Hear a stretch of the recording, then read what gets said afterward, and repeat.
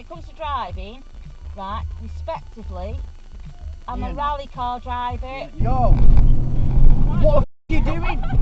Oh my god, what is going on? No. I'm not a safe driver. You're not. You need to be more safe because you're on alcohol. I am. Right now, I'm on alcohol, I'm not on a smoke.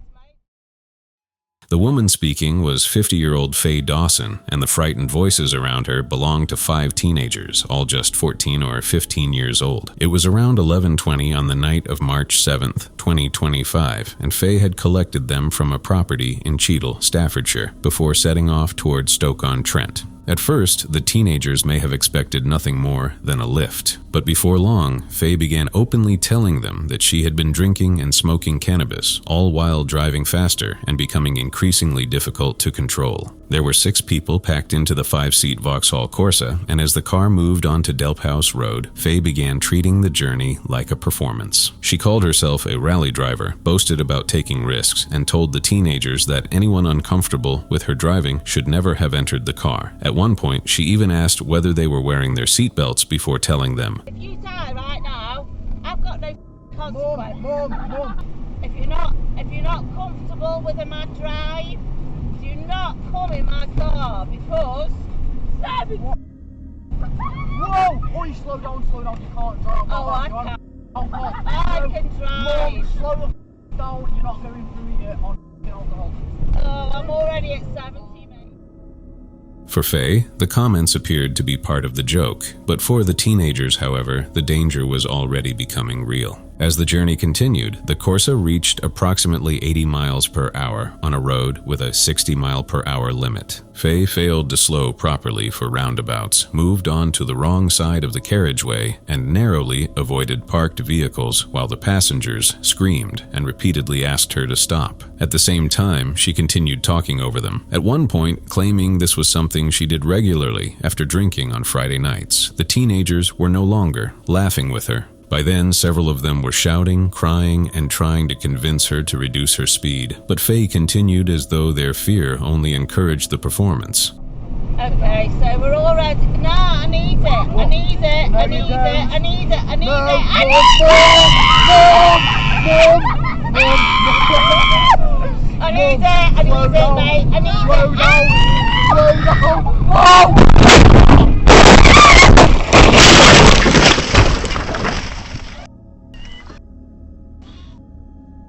Eventually, the road curved ahead of them, and Faye was traveling too quickly to keep the Corsa under control. The vehicle left the carriageway, struck the verge, and rolled, leaving several of the teenagers trapped inside. 4 of the 5 teenagers were injured. One girl suffered a spinal fracture and had to be taken to the hospital, while the others experienced injuries and psychological trauma from being trapped inside the overturned vehicle. Fortunately, no one was killed, although the judge would later describe that outcome as a miracle. What happened immediately after the crash also became part of the court proceedings. Rather than first asking whether the teenagers were safe, Faye was reportedly recorded expressing concern about the damage to her car. In the months that followed, the physical injuries began to heal, but several of the teenagers continued dealing with what had happened inside that car. The girl who fractured her spine missed time from school and experienced back pain for around 6 months. She also described becoming anxious inside vehicles and suffering nightmares and flashbacks from the crash. Another passenger recalled feeling trapped and powerless, while Faye ignored their pleas, believing throughout the journey that somebody was going to die. Faye eventually pleaded guilty to dangerous driving, and more than a year after the crash, she appeared at Stoke-on-Trent Crown Court for sentencing. Her defense explained that the incident had worsened her post-traumatic stress disorder, leaving her withdrawn from society and with no desire to drive again. The judge also noted that she had been fortunate not to face the more serious charge of causing serious injury by dangerous driving. On March 25, 2026, Faye Dawson was sentenced to 14 months in prison. She was also banned from driving for 4 years and 7 months and will have to complete an extended test before she can legally drive again. As of the latest available reports, she was serving that sentence, while at least one of the teenagers continued experiencing anxiety, nightmares, and flashbacks from a journey that had originally been offered as nothing more than a ride home.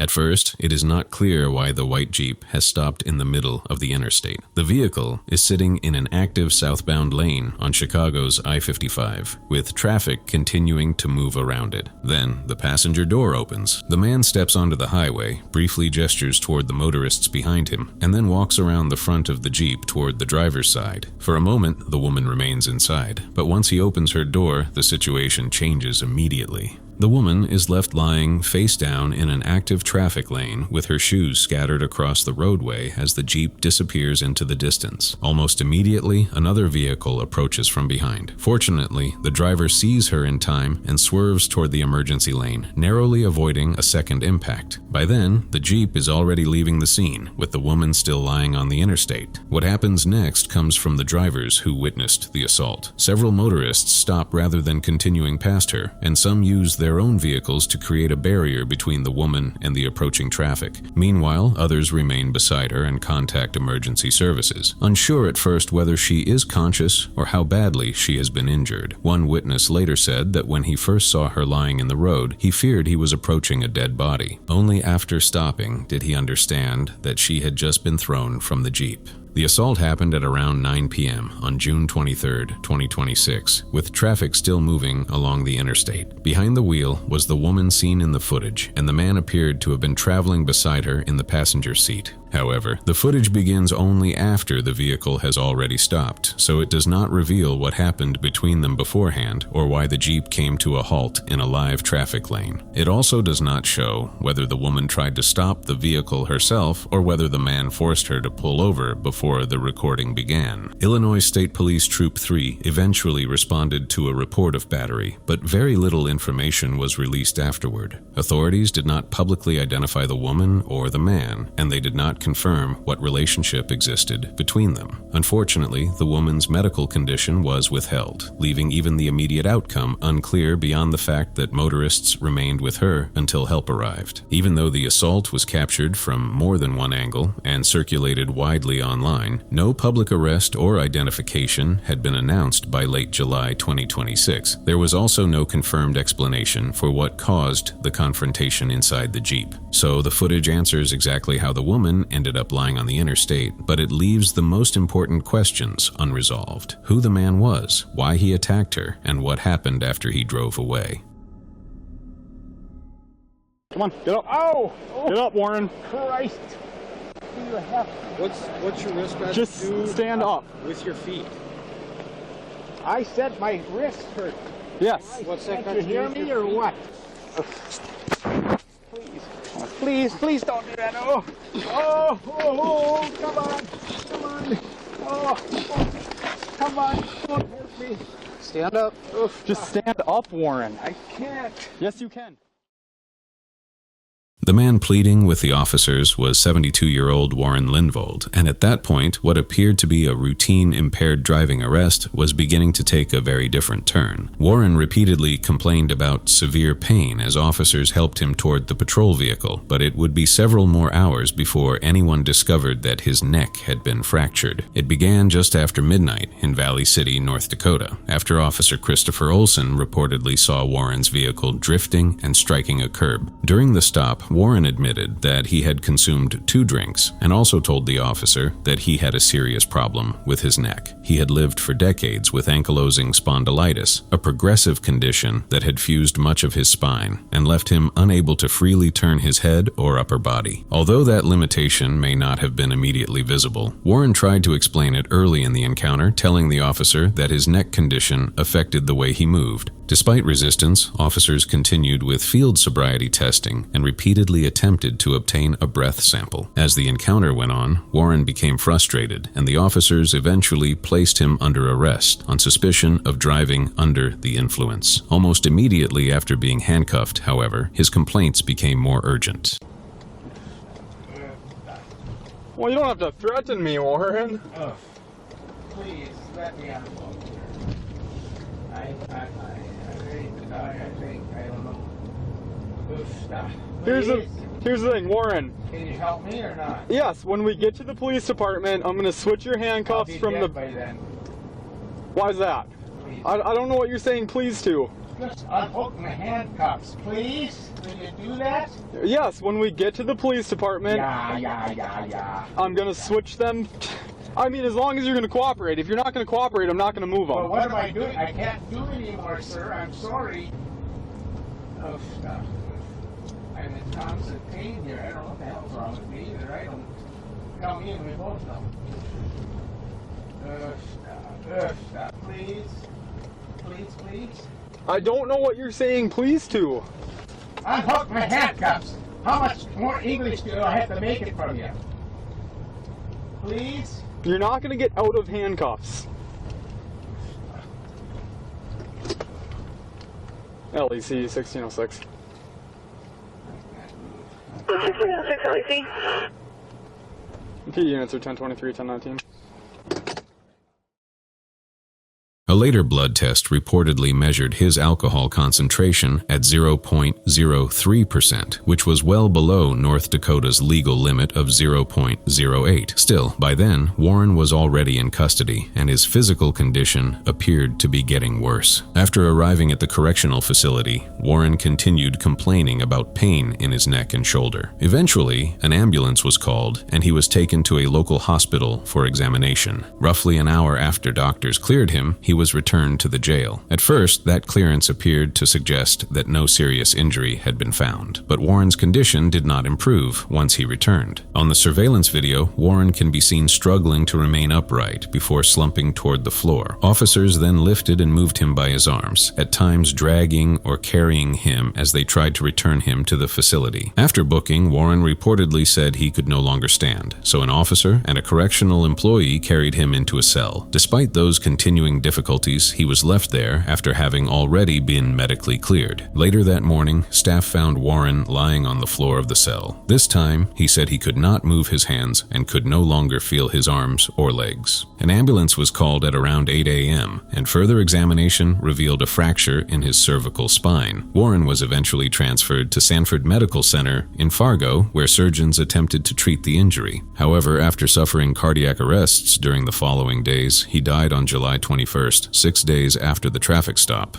The discovery of the fracture left one central question that the available footage could not answer. When exactly had Warren's neck been broken? His fused spine made him unusually vulnerable, meaning a fall or comparatively modest physical force could have caused a severe injury. It's also possible that the fracture could have occurred during the arrest, while he was being handled at the jail, or during a fall inside his cell. Even after reviewing the recordings and medical evidence, investigators were unable to identify the precise moment it happened. Later, the North Dakota Bureau of Criminal Investigation reviewed the officer's actions, along with the videos, reports, and medical records. Ultimately, investigators found no evidence that an officer or jail employee had committed a criminal act that caused Warren's death, so the medical examiner classified the death as accidental and concluded that the cervical fracture had probably resulted from a fall. Officials also pointed to the fact that Warren had been examined and medically cleared before he was returned to custody. His family, however, did not believe that explanation resolved what had happened. In May 2019, Warren's estate filed a federal civil rights lawsuit against the city, officers, county officials, jail employees, and others involved in his custody and medical care. Valley City officials denied wrongdoing and maintained that the officers had acted professionally during a difficult arrest. Because the case was later settled, neither version was tested through a completed civil trial. In October 2020, the two sides reached a $325,000 settlement paid on behalf of the city, the officers, and Barnes County. The agreement included no admission that any of the defendants had caused Warren's injury or death. So although the criminal investigation and civil case are now closed, the exact moment Warren Lindvold's spine fractured and whether someone should have recognized the injury sooner was never publicly established.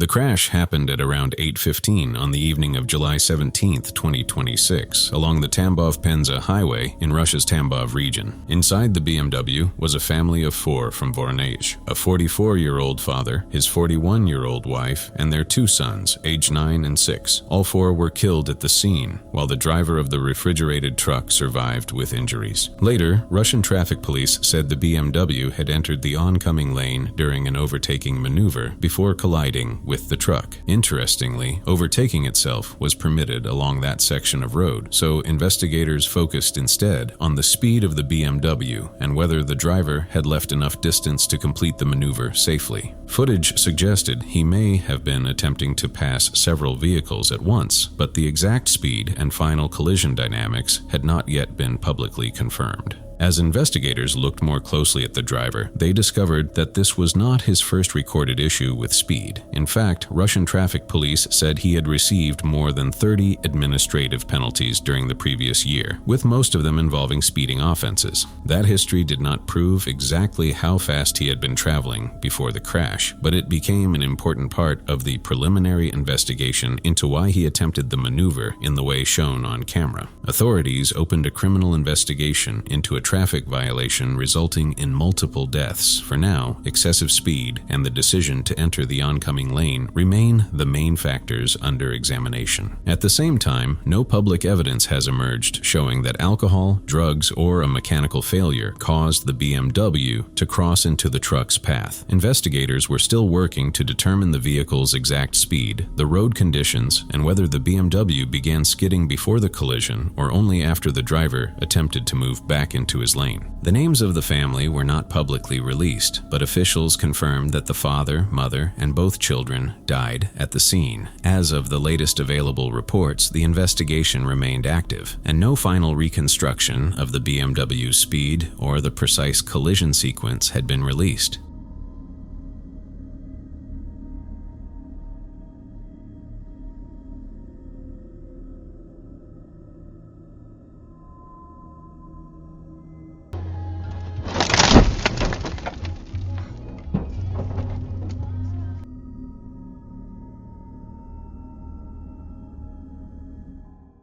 The dashcam recorded only a few seconds between the moment the Honda began turning and the collision that followed. Both vehicles immediately erupted into flames, leaving almost no opportunity for either driver to escape. The crash happened shortly after 9 p.m. on February 26, 2025, at an intersection on the Louisiana State University campus in Baton Rouge. An 18-year-old student was driving a Honda Accord south along Nicholson Drive when she began turning left onto South Quad Drive. At the same time, a BMW motorcycle carrying a 23-year-old rider was approaching from the opposite direction. The motorcycle struck the side of the turning Honda, and the force of the collision sent both vehicles into flames. By the time help reached the intersection, there was nothing left they could do for either driver. Inside the Honda was 18-year-old Dylan Joyce Riedenauer, an LSU freshman and a member of the university's women's track and field team. On the motorcycle was 23-year-old Bodie Linton, who had reportedly been test riding a friend's bike after visiting people near the campus. Both were pronounced dead at the scene. For Dylan, arriving at LSU had been the result of years of work. She had graduated with honors from Fontainebleau High School in 2024, where she captained both the swimming and track teams and became one of Louisiana's leading high school pole vaulters. When news of the crash reached the team, many of Dylan's coaches and teammates were away in Texas for the SEC Indoor Championships. LSU described both deaths as lives lost too soon, while coaches, classmates, and former teammates remembered Dylan as driven, kind, and deeply committed to the people around her. In the days that followed, the university provided counseling and support to the athletes and staff affected by her death. As for Bodie, the crash came less than a year after his family had already experienced another remarkably similar loss. In May 2024, his mother, Juanita Linton, had died in a separate motorcycle crash on Interstate 10 in Baton Rouge. According to his family, Bodie later began writing partly as a way of coping with her death. After Bodie died, friends and relatives gathered for a candlelight vigil and a memorial car meet to remember him. The available evidence shows that Dylan was making a left turn while Bodie was traveling straight through the intersection from the opposite direction. However, publicly released information does not establish the motorcycle's exact speed, the timing of the traffic signal, or whether either driver had enough time to react once the turn began. Some relatives later offered their own interpretations of the footage, including the possibility that hesitation during the turn affected Bodie's response.